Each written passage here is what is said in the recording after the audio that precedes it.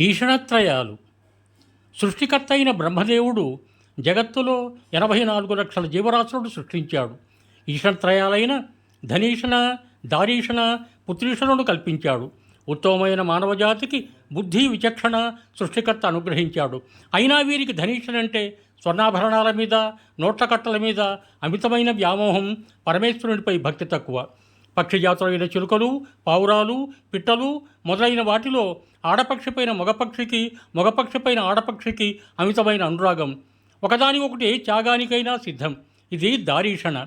పశుజాతులైన ఆవులు, గేదెలు మొదలైన వాటిలో సంతానం పట్ల ప్రేమ ఎక్కువ.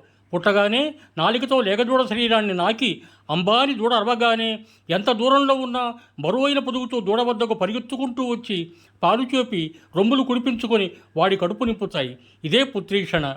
యువం బహుయాత్.